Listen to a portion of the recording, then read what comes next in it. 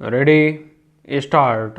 आबादी किसी भी देश की तरक्की का बड़ा आधार होती है, मगर इसके साथ ही संसाधनों पर उसका बोझ बढ़ने से कई दुश्वारियां भी पैदा होती हैं। इसलिए स्वाभाविक ही आबादी के मामले में भारत के शीर्ष पर पहुंचने को लेकर एक तरफ उत्साह है तो दूसरी तरफ चिंताएं भी गहरी हुई हैं। संयुक्त राष्ट्र जनसंख्या कोष के आंकड़ों के मुताबिक भारत ने आबादी के मामले में चीन को पीछे छोड़ दिया है।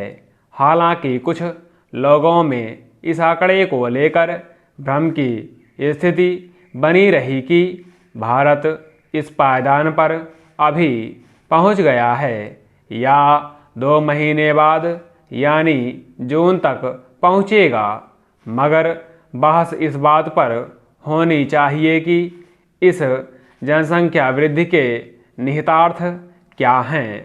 ताज़ा आंकड़े जारी होने के बाद चीन ने कहा है कि उसके पास अब भी 90 करोड़ से अधिक लोगों का गुणवत्ता वाला मानव संसाधन है।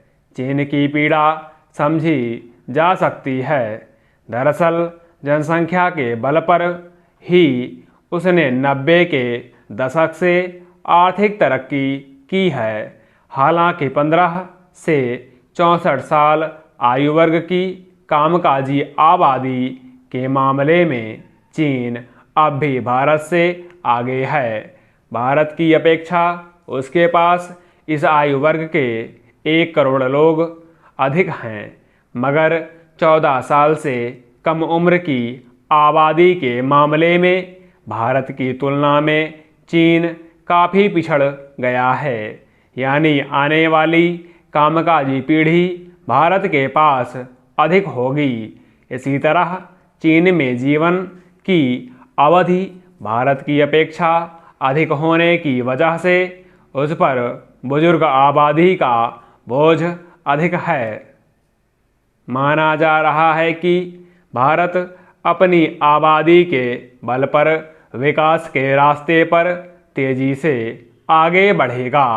पिछले कुछ सालों में इसकी विकास दर पर इसका असर भी साफ देखा गया है। हालांकि चीन ने अपनी प्रजनन दर पर काफ़ी अंकुश लगाया है।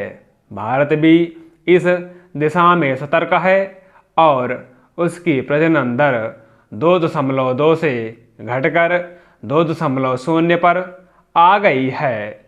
इसलिए वह अनिवार्य परिवार नियोजन जैसी योजना पर कोई कदम नहीं बढ़ा रहा। हालांकि उसे संसाधनों पर बढ़ते आबादी के दबाव को कम करने में काफ़ी वक्त लगेगा। एक तरफ जलवायु परिवर्तन के चलते खाद्यान्न उत्पादन पर असर देखा जा रहा है, तो दूसरी तरफ रोजगार के मोर्चे पर अपेक्षित कामयाबी नहीं मिल पा रही है। इससे संबंधित तमाम योजनाएं अपने लक्ष्य तक नहीं पहुंच पा रही हैं। ऐसे में विकास दर की रफ्तार कितनी तेज होगी, फिलहाल दावा करना मुश्किल है।